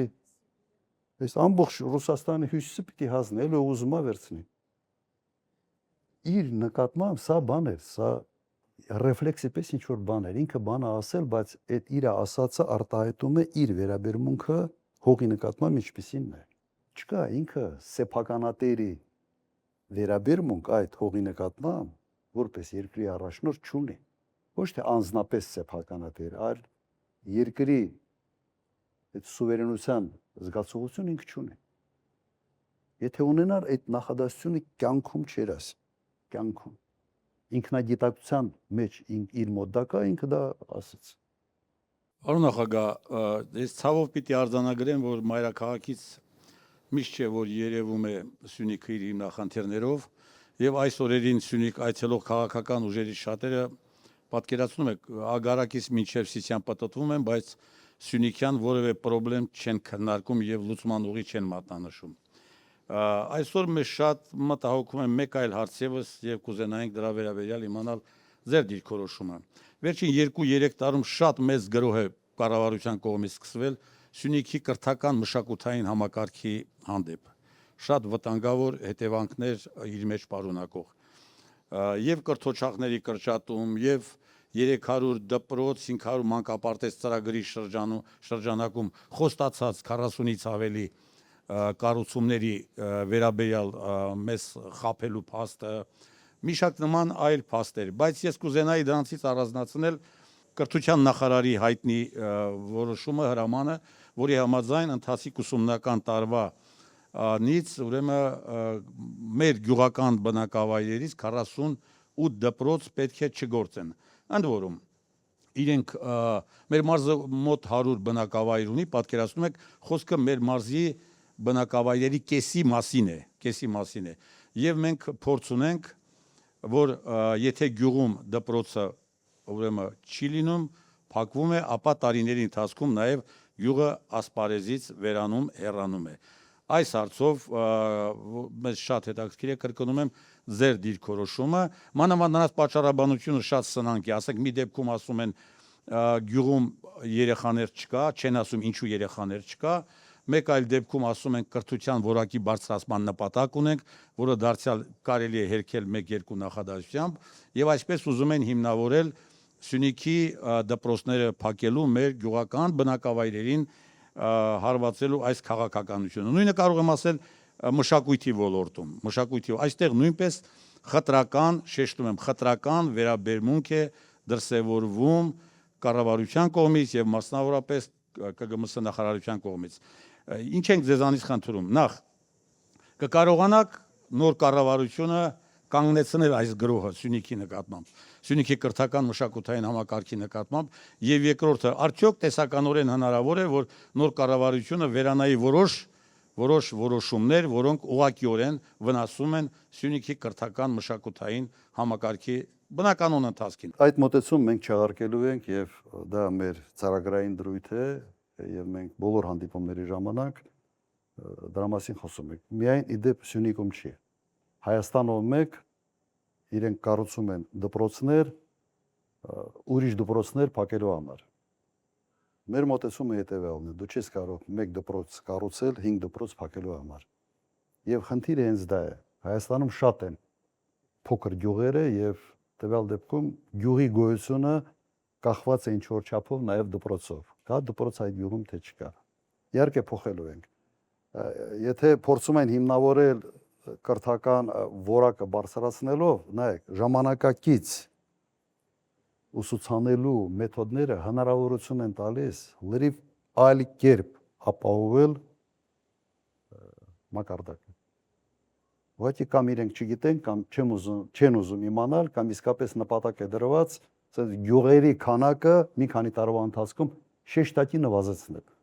Ուրիշ ուղղակի ես նպատակ չեմ տեսնում։ Նույնը մշակույթի հետ։ Իդեպ դպրոցների նաև դպրոցական ծրագրերում այնպիսի բաներ են փոխել, որը ուղղակի խփում է հայրենասիրության։ Ոնց որ հատուկ վերցնես եւ դպրոցի ծրագրում ծրագրից հանես այն ամենը, ինչը ուղղակի հատկապես հայագիտական առարկաները։ Այո, ինչը ուղղակի զենց հայրենասիրության հիմքեր է ձևավորում երեխաների մոտ։ Հանում են նույնը մշակույթի հետ կապված։ Երբ մշակույթի նախարարությունը կրճատել են այն ժամանակ, մեր ազանգը հետևյալն են, սրանց մտքին ուրիշ բան է։ Փոխելու ենք, անկասկած։ Շնորհակալություն։ Եվ իմ գործընկերների ներողամտությունը այցելով վերջին հարցը շատ կարճ, վերջին օրերին շատ լուրջ քննարկման հարց է դարձել Սյունիքում Այսպես կոչված անկլավների հետ կապված Տիգրանաշենի հեռանկարի հարցը, որ կարծեք թե օրակարգում է, որովհետև Հայաստանի Հանրապետության քարտեզին, եթե կառավարությունում տեղյակ են, պետք է իմանան, որ այդ խնդիրը, եթե Աստված միար ասե, եթե այդ տարածքը մենք հանձնենք, ապա Սյունիքը եւ Վայոց ձորը մայրաքաղաքի հետ կապելու լրջագույն խնդիրներ են ունենալու։ Սա առաջին հարցը, որ հիմա այս օրերին քննարկում է Սյունիքում, եւ հաջորդը 300,000 ադրբեջանցիների վերադարձի խնդիրը, որ ըստ ադրբեջանական մամուլի առաջին թիրախներից մեկը լինելու է Սյունիքի մարզը, ընդ որում նաև, ասենք, նշվում է կոնկրետ Գեղվաձորը Կապանի տարածաշրջանում, որը մտնում է Քաջարանի վարչական կազմի մեջ։ Այս լրջագույն մարտահրավերների հարցում ինչ դիրքորոշում ունի ձեր գլխավորած քաղաքական ուժը, խնդրեմ։ Ես հիշեցնեմ ոնց են իրենք հանձնել Գորիս-Կաֆան ճանապարհը։ Գորիս-Կաֆան ճանապարհը ոնց են հանձնել։ Իրականում Սովետի ժամանակ Հայաստանն էր սպասարկում եւ ինչ որ GPS-նով հանձնեցին եւ այն ժամանակ կես ժամ էր, չէ՞, եթե չեմ սխալվում, կես ժամվա ճանապարհը։ Հիմա ինչքան ժամանակ է պահանջվում։ Նույն ձևի փորձելու են Տիգրանաշենը հանձնել։ Ասելու են դե մի նոր ճանապարհ կկառուցենք, ինչ որ վերևով եւ այլ դեպի Վեդի։ Այս մարդիկ հողի նկատմամբ չունեն այն վերաբերմունքը, որը ենթադրվում է, որ պետության առաջնորդը պետք է ունենա։ Բոլոր երկրների սահմանադրությունները հետևյալն է գրած. երկրի տարածքային ամբողջականությունը։ Տարածքային ամբողջականությունը նշանակում է կոնկրետ սահմաններով հող, որի վրա ապրում է այդ ժողովուրդը։ Եվ դու պարտավոր ես սա պաշտպանել։ Սա չի հասկանում։ Անկասկած այստեղ կտրականապես հակառակ մոտեցումն է լինելու։ Իսկ վերադարձի ծրագիրը, այսպես կոչված 300,000 ադրբեջանցիների շակերտներուն վերադարձի ծրագիրը։ Վարչապետ հայտարարում է, որ դա հնարավոր չէ, այսպիսի ծրագիր չկա եւ այլ։ Ադրբեջանի նախագահը, բարձրաստիճան պաշտոնյաները անընդհատ խոսում են դրա մասին։ Ֆինանսավորվում է նախագահականից մի հասարակական կազմակերպություն, որը մշտապես դրա մասին խոսում է։ Սա պետական քաղաքականություն է։ Եվ եթե այսպես շարունակվի, ապա ես չեմ կասկածում, որ վերջը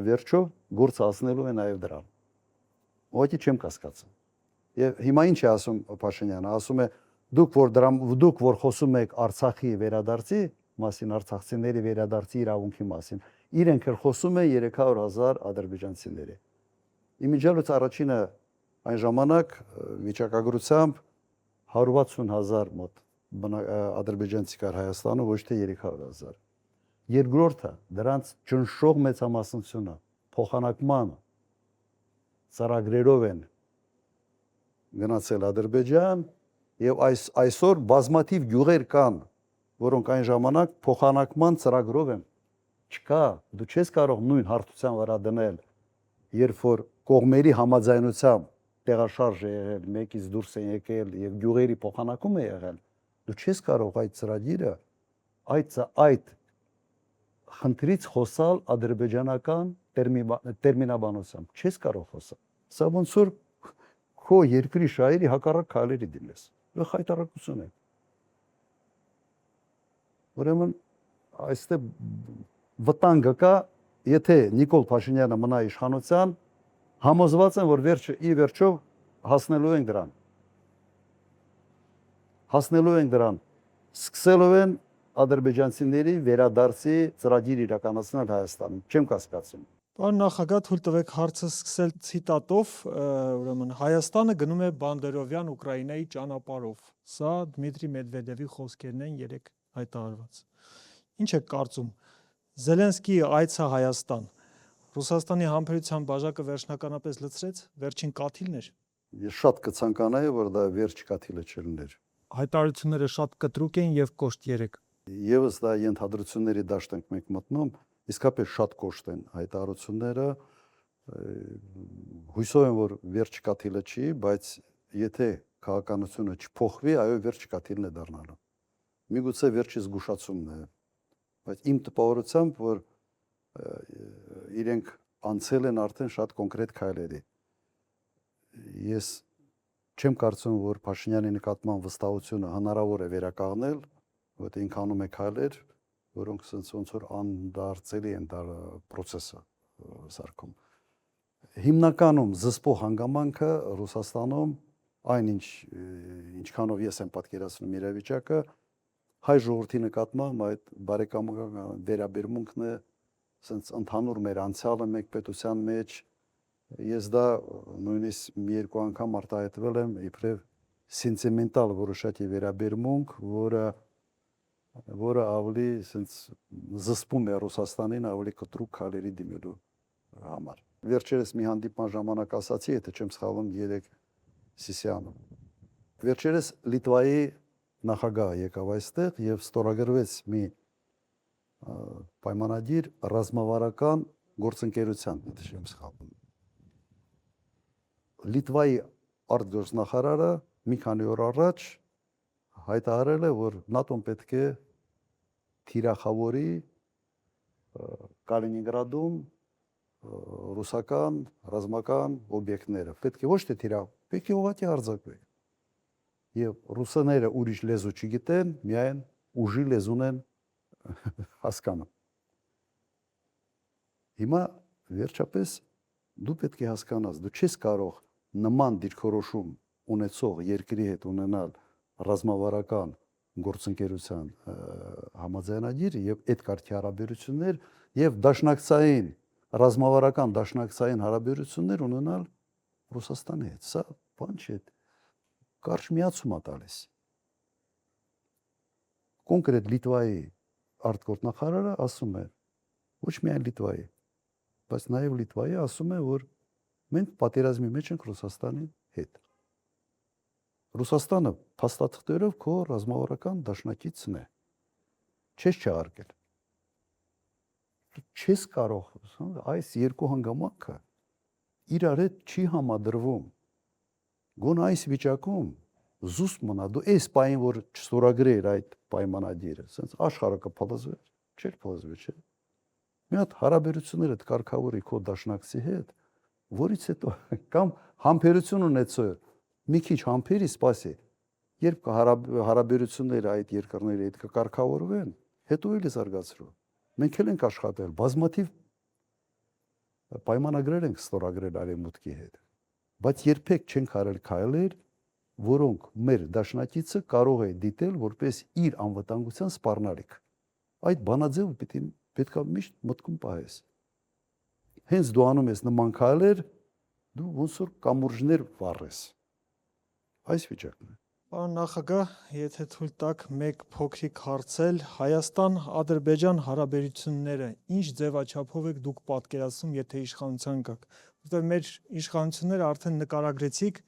ամեն ինչ զիջում են եւ սա էլ դնում են իրենց ասած խաղաղության, այսպես ասած, ճարտարապետության հիմքում։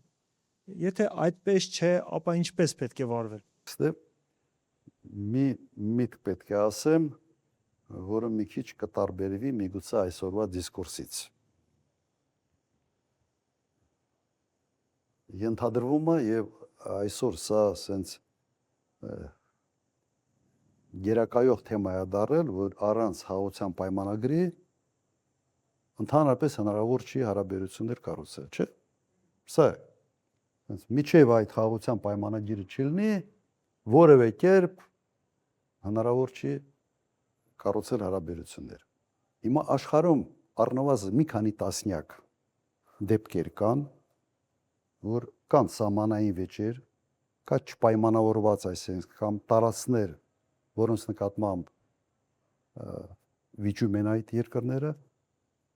բայց այդ երկրները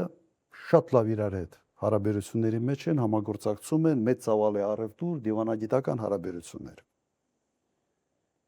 Օրինակ Չինաստան-Հնդկաստան կա սահմանային վեճ, բայց նաև կա հսկայածավալ առևտուր, դիվանագիտական հարաբերություններ։ Միգուցե ձեզ համար միգուցե նաև զարմանալի օրինակներ եմ կարող բերել, մի քանի տասնյակ է։ Օրինակ Իսպանիա, Մարոկո։ Մեծ ծավալ է առևտուր, մեծ հարաբերություններ, բայց Հյուսիսային Աֆրիկայում կան տարածքներ, որոնք իսպանացուց տիրապետության տակ են, Մարոկոն համարում է, որ այդ տարածքները իրենք են։ Ունենալով տարածքային վեճ, չունենալով հատուկ խաղաղության պայմանագիր, պետությունները շատ լավ իրար հետ համագործակցում են։ Քանի օրինակ բերեմ եւս։ Սերբիա, Կոսովո իրար ճանաչել, չճանաչել։ Եվ ամենից դասական երևի կլասիկ օրինակը կբերեմ Գիբրալտարի օրինակը։ Գիբրալտարը պատկանում է Մեծ Բրիտանիային 1700, եթե չեմ սխալվում, 10 թվականից։ Եվ 1710 թվականից Իսպանիան վիճում է Բրիտանիայի հետ Գիբրալտարի հետ կապված։ Քանի 100 տարի վիճում են, հարաբերությունները փայլուն են, միասին ՆԱՏՕ-ի կազմում են, Եվրոմիության կազմում են եղել միասին, մեծ ծավալի ապրանքաշրջանառություն եւ այլ եւ ոչ մեկի հետ պատերազմելու նպատակ չունեն, բայց ունեն տարածքային վեճ։ Եթե պատկերացնեք քարտեզի վրա, Գիբրալտարը հենց Իսպանիային կպած, հա, բայց Բրիտանիային է պատկանում։ Ես ինչի վրա եմ ասում։ Հարցեությունը հետևյալն է։ Չպետք է այդ խաղաղության պայմանագիրը սարքես մի ֆետիշիզացված ինչ-որ մի աստվածաշունչ չի, կամ բազմաթիվ օրինակներ։ Մեծ Բրիտանիա, Արգենտինա, Ֆոլքլենդների հետ կապված։ Հիմա առևտուրը լավ է, ամեն ինչ նորմալ է, հարաբերություններ կան եւ այլ վեճը կան։ Կա դիվանագիտության մեջ միջազգային հարաբերություններում կա այսպիսի արտահայտություն՝ համաձայնվել չհամաձայնվելով։ Բոլոր այդ դեպքերը այդ բանաձևի տակ են տեղավորվում։ Հասկացաք, համաձայնվել չհամաձայնվելով։ Ռուսաստան, Ճապոնիա իրար հետ մեծ ծավալի առևտուր, Կուրիլների վիճը կա։ Միջի հիմա չունեն խաղաղության պայմանագիր։ Ուղղակի այս իշխանությանը հաջողվել է այդ թուղթը սարքել մի ֆետիշ, մի չգիտեմ ինչ, աստվածաշունչ է։ Իրականում այդպես չի։ Ձեր հարցը Ադրբեջանի հետ հարաբերությունները, այո, պետք է ունենալ։ Վերջը հարևան է։ Այս ինչ կատարվել է Ղարաբաղի հետ, ասենց որ ասում համաձայնվել չհամաձայնվելով, ֆիքսում ես, որ այս խնդիրները կա։ Նաև համոզում ես, որ դու պիտի այս խնդիրը ճանաչես, այս խնդիրը կա, բայց դա մեզ չպետք է խանգարի հարաբերությունների զարգացման գործը։ Ինչի համար եմ ես խոսում Աբխազիայի երկաթուղու մասին։ Որովհետև եթե դու շատ ես կախված իրենից, դու խնդիր ունես։ Դու ալտերնատիվ ստեղծի քո համար եւ քո բանակցային դիրքերը շեշտատի ուժեղանալու են։ Փաշինյանը ասել է, եթե վերընտրվի Գյումրիում նոր ընտրություններ են անցկացվելու։ Պարոն նախագահ, իսկ ինչ կլինի, եթե Փաշինյանը պարտվի հանկարծ։ Կարող է արդյոք իրեն վերապահված սահմանադրորեն իրեն վերապահված մեկամսյա ժամկետը օգտագործելով պարտության դեպքում տարատեսակ մեխանիզմներ կիրառելով նոր համապետական ընտրություններ պարտադրել։ Չեմ կարծում, որ նման ռիսկի ինքը կդիմի, որտեղ այդ ռիսկը հղի է լինելու ասենց հեղափոխական հետևանքներով։ Որտեղ հանրությունը ասենց մի քիչ տաքացած է, կրքերը բորբոքված են եւ այսպես ասենք տարբեր կուսակցությունների, միավորների ընտրազանգվածը մոբիլիզացված է։ Եվ չափազանց ռիսկային է նման իրավիճակներում նման կարգի ապօրինությունների գնալ։ Ես կարծում եմ ինքը իր գլխին կբերի մեծ փորձանք, ինքը իր գլխին եւ խորհուրդ չի տա նման քարի դեր։ Պարոն նախագահ, մայիսի 28-ին մեծ զորահանդես է կազմակերպվում մայրաքաղաքում եւ իշխանության ներկայացուցիչներն ասում են, սա հաշվետվություն է քաղաքացիների համար, թե այս տարիներին ինչ զինտեխնիկա ենք մենք ձեռք բերել։ Եթե հաշվի առնենք, որ ձեր կառավարման տարիներին ձեռք բերված զենքերի մեծ մասը առանց որևէ կրակոցի հանձնվել է թշնամուն, ինչպես եք կարծում, ինչպես կվարվեն այս զենքերի հետ։ Եվ եթե թույլ տաք, կշարունակեմ Լիայի հարցը այն մասին, որ Փաշինյանն ասում է, եթե չվերընտրվեն պատերազմ է լինելու, նա նաև ժամանակահատված է նշում, ասում է սեպտեմբերին։ Եթե ենթադրենք, որ Փաշինյանը չի վերընտրվել եւ Ադրբեջանը այնուամենայնիվ ռազմական գործողություններ է սկսել Հայաստանի նկատմամբ, ինչպիսին են լինելու ձեր քայլերը։ Պարադի վերաբերյալ կլինի պարադ, ես կառաջարկեմ նաև ձեզ նայել ինչ են ցույց տալիս, անմիջապես հաշվարկել գները այդ ցույց տված տեխնիկայի հնարավորությունները, տեխնիկական տվյալները եւ գալ եզրակացության։ Ես անպայման դա կմեկնաբանեմ։ Վերջը այդ գործից լավ եմ հասկանում։ Կմեկնաբանեմ, դուք կտեսնեք, որ մեծ խնդիրներ են ստեղծելու իրենք նաև բանակի համար, որովհետև այնինչ իրենք նկարագրել են, ցույց են տվել այդ կարճ ռոլիկի մեջ, ցույց է տալիս, որ իրենք ձեռք են բերել զինատեսակ, որի օգտագործելը լինելու է խնդրեմային։ Դու այդ զինատեսակը չես կարողանալու, այդ հրետանիները չես կարողանալու ապահովել արկերով։ Ինքը զինատեսակը անգամներով թանկ է, քան իր sense անալոգները ռուսական, արկերը երակի, քառակի ավելի թանկ են, քան ռուսական։ Իրենց այդ 8 միլիարդով ավելացած պարտքը, մեկը ինչ էլ ցույց տան չեն կարողանալու գոտի տեղավորել այդ հսկայական պարտքի մեջ։ Կարծում եմ նպատակը սա է եւ ավելի շատ դա այդ զորահանդեսը լինելու է քարոշչական զորահանդես։ Մի հատ տեսնենք։ Ես իմ տպավորությունը եւ իմ ինֆորմացիայով մեր բանակը ավելի շատ պահակային բանակ է դարել, որովհետեւ չի երիքում զինվորների քանակը եւ մարդիկ շաբաթներով ուղղակի առաջի գծում ըստ էության պահակության ռեժիմով են ծառայում եւ այդ ժամանակը նույնիսկ չունեն լուրջ տրեյնինգ անցկացնելու համար։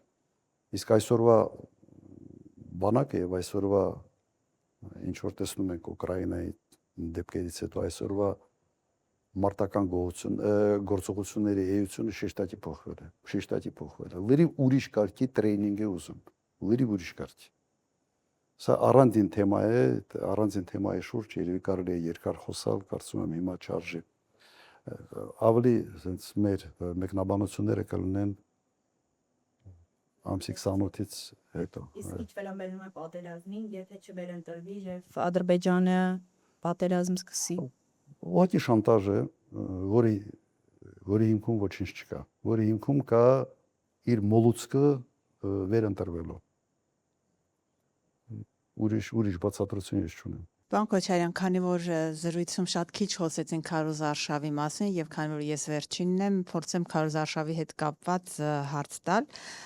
Քարոզ Արշավի այս ամբողջ ընթացքում իշխանությունը իր Նիկոլ Փաշինյանը մասնավորապես իր ամբողջ ելույթների առանցքը կառուցում է 3 հիմնական ուժերի ղեկավարների քննադատության վրա եւ խոսում է ապօրինի գույքի մասին, խոսում է բոլորին կներեք իր մեջ բերեմ արտահայտությունները սատկացնելու մասին, բանտերում նստեցնելու մասին, ժողովրդին ասում է իրենց ունեցվածքը բոլորը ձերն է դառնալու։ Եվ նաև ասում է, որ իր վերընտրության դեպքում դուք բոլորդ 3 լիդերները երազելու եք Հայաստանից փախչելու մասին։ Հարցս ուղիղ եմ տալիս, դուք Նիկոլ Փաշինյանի ընտրությունից հետո փախչելու եք երկրից, պարոն Քոչարյան։ Փախչողներ երևի վաղուց փախած կլինեի։ Ինքը իր ենթագիտակցությունը այն վախերն է, sense բերում իր լեզվին հասցնում, որոնցով ինքը տառապում է։ Փախնողը ինքն էր, չէ՞, մարտի 1-ի դեպքերից հետո փախավ։ Նոյեմբերի 9-ին հայտարարությունը ստորագրելուց հետո 2 շաբաթ բունկերում հայտնվեց։ Մարդը իր տեսակով փախնող է եւ այդ իր վախերը, այսպես ասենք, արտահայտում է իր ենթագիտակցությամբ, փորձում է տեղափոխել ուրիշների վրա։ Եվ չեմ կարծում, որ որևէ մեկը ում անունները ինք տալիս է փախնող է։ Ինքը հաստատ փախնելու է։ Այստեղ չեմ կասկածում։ Փախնելը խասյաթ է։ Ուր էլ գնա հետ ենք բերելու։ Միայն Ադրբեջան կա,